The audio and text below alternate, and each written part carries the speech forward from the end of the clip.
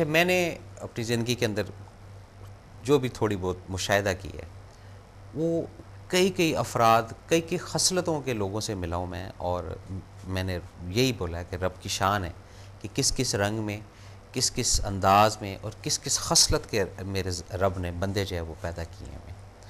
और एक बंदा दूसरे के मुतल्लिक और दूसरा बंदा तीसरे के मुतल्लिक, एक उसके पीछे लगा हुआ है, दूसरा तीसरे के पीछे लगा हुआ है। और ये अब कौन दुरुस्त है, कौन सही है, ये किसी को नहीं पता है। ये सिर्फ मेरे अल्लाह को ही पता है कि किसकी खसलत सही है, किसकी खसलत गलत है। हमें जो चीज़ गलत लग रही है उसको हम कह देते हैं कि ये चीज़ गलत है। अब पता नहीं उसके अंदर रब ने अगर वो रखी है तो उससे किसको फ़ायदा हो रहा है, ये उसी को पता है। तो लफ्ज़ खसलत के कई रूप, कई पहलू, कई विजन्स हैं जो मैंने और आपने वक्त के साथ साथ अब समझने हैं। कोई आपका बॉस है तो उसकी खसलत में है कि सुबह शाम उसने आपकी ट्यूनिंग करनी है। तो पहले 1-2 हफ्ते तो आपको फ़ील होगा कि ये भाई बिला वजह डांट रहा है या बिला वजह डांट डपट हो रही। जब आप समझ जाएंगे उसकी खसलत को, फिर आप रिलैक्स हो जाएंगे, बल्कि एंजॉय करेंगे आप कि अच्छा ये तो इसकी खसलत है, अब खसलत से मैं क्या लड़ूँ। उसमें आप अपनी लाइफ के अंदर एक हिस्सा बना लें कि जी 10 मिनट जो है वो ट्यूनिंग प्रोग्राम के, उससे आपकी ज़िंदगी भी ईजी हो जाएगी। इसी तरह माशरे के अंदर भी आप किसी जगह बैठें, 6 अफराद का हल्का है, 10 का हल्का है, रखेंगे बात को जारी। कॉलर है, अस्सलामु अलैकुम। हेलो, अस्सलाम वालेकुम। अस्सलामु अलैकुम। हेलो हेलो जी हेलो जी, थोड़ा ऊंचा बोलें जी। जी, अस्सलाम वालेकुम।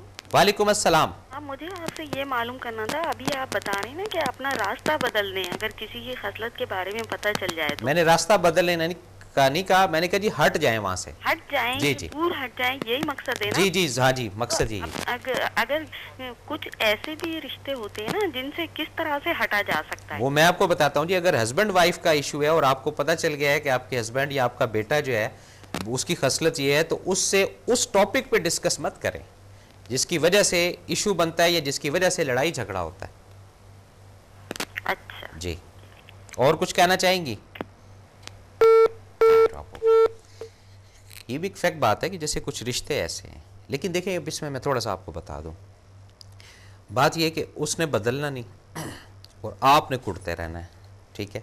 तो जब आप अपने अंदर ये चीज़ को सेटल कर लेंगे या अपने आप के अंदर ये चीज़ को बिठा लेंगे कि ये इसकी खसलत है, ये जानबूझकर नहीं कर रहा, ये इसके इख्तियार में नहीं है, रखेंगे बात को जारी। कॉलर, अस्सलाम वालेकुम। जी, अस्सलाम वालेकुम। कराची से डॉक्टर अनवर ज़हीर बात कर रहा हूँ। डॉक्टर साहब कैसे हैं आप? मैं बिल्कुल ठीक ठाक हूँ। हुक्म करें। नहीं, प्लीज देखें जी, बात यह है, आज आपका मौजू जो है वो खसलत है। जी, देखिए, खसलत की बात जो है वो मेरे नजदीक एक किस्म का फ्रस्ट्रेशन है। फ्रस्ट्रेशन, ठीक जी, और फ्रस्ट्रेशन ही की वजह से जो है वो आदमी इस किस्म की बातें करता है। ठीक। अगर वो मेंटली रिलैक्स हो जी, और सेटिस्फाई हो अपनी जिंदगी में, तो मैं नहीं समझता कि वो कोई इस किस्म की बात करेगा जिसमें कि किसी की दिल आजारी हो ओके। या दिल शक्नी हो, जी। या वो अपनी बात को मनवाने के लिए मुख्तलिफ तरीके इख्तियार करे। बिल्कुल ठीक है जी, ये भी बात सही है जी। ठीक बिल्कुल। है असल जी। चीज ये होती है कि जब आदमी अपना एक जिंदगी का कैरियर शुरू करता है जी। या अपनी पढ़ाई कर रहा होता है, तो अगर उसको अपने सब्जेक्ट से दिलचस्पी है और किसी का उसके ऊपर कोई बैरूनी दबाव नहीं है और वो समझता है कि मैंने ये सब्जेक्ट अपनी पसंद से लिया है, उसका एप्टीट्यूड भी वही है, तो वो एक शौक के साथ पढ़ता है। तो सर। उसकी जो एक कॉन्फिडेंस बिल्डिंग मेजर होता है और जो पर्सनैलिटी बिल्डिंग मेजर है वो वहीं से शुरू हो जाता है। ठीक है जी। तो उसकी जो रिलैक्सेशन होती है वो वहीं से स्टार्ट हो जाती है जब वो स्कूलिंग कर रहा होता है। ओके। फिर वो स्कूलिंग के बाद कॉलेज में जाता है और कॉलेज के बाद अगर वो कोई प्रोफेशन कर रहा है तो उस प्रोफेशनल कॉलेज और फिर पोस्ट ग्रेजुएशन तक।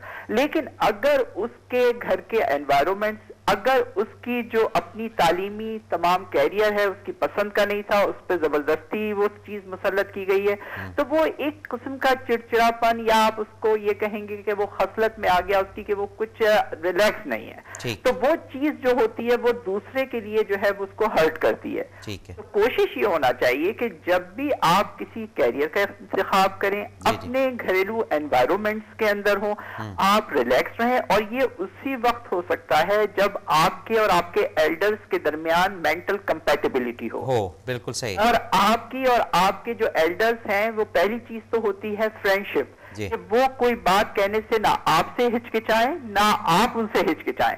फिर आती है रिलेशनशिप, फिर वो आपके और उनके दरमियान एक ऐसा रिश्ता इस्तेमाल हो जाता है जहां आप अपनी बात कहने में कोई तकल्लुफ नहीं बरतते। ठीक है जी। और यहीं से एक पूरी जिंदगी का और एक कामयाब जिंदगी का आगाज हो जाता है। बिल्कुल ठीक हो गया। और उसमें फिर जब आप आगे बढ़ते हैं तो वो एक किस्म का आपकी पूरा एक रोल मॉडल हो जाते हैं आप सोसाइटी के लिए। लोग ये कहते हैं कि ये अपनी गुफ्तार में, अपने लिबास में, अपनी बॉडी लैंग्वेज में, अपने फेशियल एक्सप्रेशंस में, अपने टेक्निकल वर्क में, अपनी टेक्निकलिटीज, एक्सपर्टीज के साथ आगे बढ़ना है जी। तो ये तमाम चीजें जो है वो एक शख्सियत के लिए बहुत जरूरी है।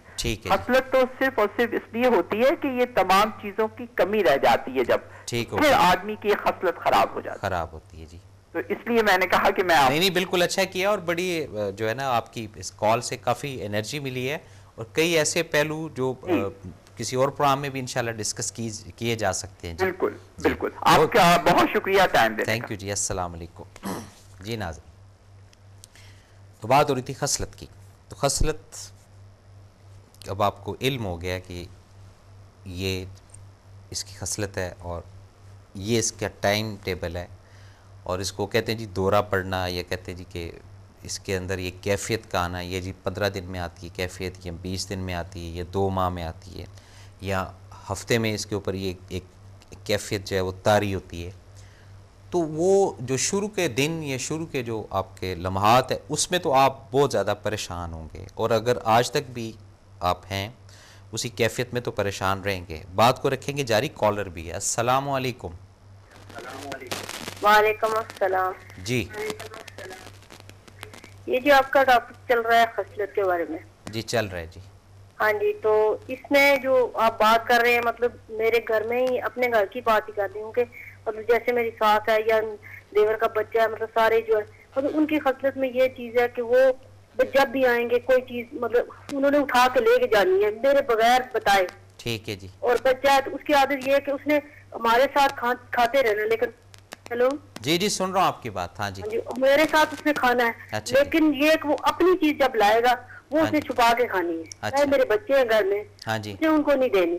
तो ये उसकी खसलत में शायद 8-10 साल से मेरे साथ रह रहा है। ठीक है जी। और जो भी मैं अपनी सास के साथ बहुत अच्छी हूँ। अच्छे जी। वो जब भी आती है मैं हर चीज उनके आगे रखती हूँ, लेकिन उनकी आदत है कि वो जाते हुए कुछ ना कुछ ऐसे ले जाएंगी, ऐसे मतलब मुझे पता तो चल जाता है, लेकिन ये बात मुझे अच्छी नहीं लगती। अच्छी नहीं लगती ना। अब देखें बात ये है कि पहली बात तो ये एक अच्छा काम हुआ, ये एक अच्छा काम हुआ कि आपको इल्म हो गया कि ये अब उनकी खसलत है, क्योंकि एक दफ़ा चीज़ लेकर जाना, 2 दफ़ा चीज़ लेकर जाना, ये तो चलें मानने वाली चीज़ है। अब आप मुसलसल आ रहे हैं और आकर जनाब आप अलमारी को खोल रहे हैं या फ्रिज को खोल रहे हैं या घर के किसी कोने कांचे में क्या पड़ा हुआ है वो देख रहे हैं या नज़र रख रहे हैं कि इसके घर में क्या चीज़ है, तो इसको खसलत कहेंगे। क्या कहेंगे? खसलत। अब इस खसलत की आपको होगी ये शनाख्त। अब आप कुड़ना कम अज़ कम छोड़ देंगी, और जब तक आप खसलत से आपकी इंट्रोडक्शन नहीं था कि खसलत कहते किसको हैं, उस वक्त तक आपका कुड़ना बिल्कुल हक बजानिब है, और आप बिल्कुल आपके पास एक रास्ता नहीं था या आपके पास एक सोच नहीं थे कि क्यों। लेकिन इस प्रोग्राम के बाद कम अज़ कम ये एक तसल्ली होगी कि आपको अंदाज़ा हो गया कि जी अब ये उनकी खसलत के अंदर। अब इसमें थोड़ी सी टेक्निक आप ये कर लें कि चीज़ें तो उन्होंने लेकर जानी है, तो सस्ती सस्ती चीज़ें जो हैं वो आप ला कर रख दें। उससे उनकी दूसरी खसलत का पता चलेगा कि वो महंगी चीज़ को हाथ डालती हैं या हल्की चीज़ को हाथ डालती हैं। यहाँ से भी एक चीज़ की क्लैरिटी हो जाएगी। बहरहाल ये एक इशू है जी, एक बहुत बड़ा मामला है घर का, और हर घर के अंदर ये चीज़ है, और इसको हमने प्रॉपरली तरीके से कोशिश करनी है। बाकी करना रब नहीं है, उसी के इख्तियार में मालिक वही है, लेकिन कोशिश ये करनी है कि हम खसलतों को कम अज़ कम पहचानना शुरू कर दें लोगों की, कि इसकी ये खसलत है, इसकी ये खसलत है। कुछ लोगों की ये भी खसलत होती है कि किसी के घर में आके पूरे घर का निज़ाम ही दरम बरम कर देते हैं, ये भी खसलत का हिस्सा है। और कुछ लोगों की ऐसी होती है कि सबको मेल मुलाकात करते हैं। ऐसे भी मैं जानता हूँ 2-4 अफराद को जिन्होंने पूरी कम्युनिटी को, पूरे हलके को, पूरे लोगों को इकट्ठे रखा हुआ है, और वो जनाब वीकली, मंथली या जब भी उनके पास टाइम होता है वो सबको मदऊ करते हैं, स्पेंड करते हैं। और ये नहीं कि किसी एक के ऊपर लोड डालते हैं, वो सिलसिलाकार इस तरह का बनाया कि भी तुम समोसे ले आना तो मैं ये ले आऊँगा तो वो ले आऊँगा, तो इससे भी एक दूसरे की जो एक मिजाज, एक तबीयत या एक खसलत है उसको समझने में कम से कम आसानी होती है।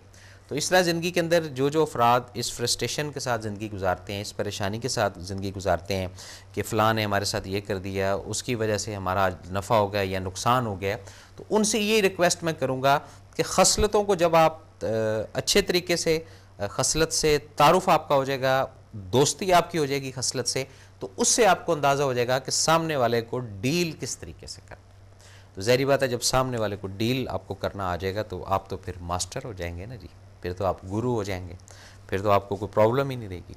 और अगर आप खसलत को ही नहीं पहचान सकेंगे, उसको ज़ात के ऊपर लेते रहेंगे कि ये सिर्फ़ आप ही के साथ इस तरह का मामला होता है, ये सिर्फ़ आप ही को फोकस करके ये चीज़ की जाती है, तो फिर वहाँ से वाकई आप अंदर से एक दीमक आप कह लें, कुड़ेंगे आप, जलेंगे, अंदर ही अंदर सड़ना पंजाबी में कहते हैं, अंदर ही अंदर सड़ रहे होते हैं, ये आपके अंदर आएगी चीज़। क्यों आएगी?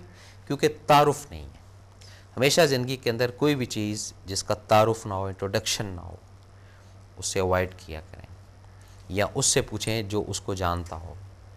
जब मुतारिफ़ चीज़ होती है ना किसी की, किसी ने आपको बोला कि जी ये सी खा कर देखें बड़ा टेस्टी होता है, तो ये देखें कि उसका लिंक आपके साथ कितना है। जो सी रिकमेंड कर रहा है आपको तो उसने तो खाया हुआ होगा ना। ये भी ज़रा ख्याल करिएगा, लोग बहुत उस्ताद हैं, ट्राई के तौर पे सी चखवा भी लेते हैं कि जी आप ज़रा चेक कर लीजिएगा, बाद में बताइएगा कि इसके अंदर टेस्ट क्या आता है। तो इस तरह भी ज़रा अपने आप को बचा कर चलना है, इस तरह भी अपने आप को एक तरीक़ाकार पर लेके चलना है। तो ज़िंदगी में बड़े लोगों से वास्ता आपको पड़ेगा, अभी बहुत वक्त है, बहुत सारे लोग आपके सामने आएंगे, लेकिन खसलतों को जांचने के लिए 2 या 3 या 4 दफ़ा की काउंसलिंग से आपको इल्म हो जाएगा कि कौन शख्स किस खसलत का मालिक है और उसकी खसलत का आपकी लाइफ के अंदर कितना अमल दखल है।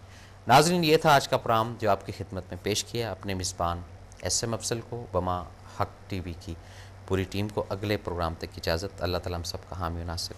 अल्लाह हाफ़िज़।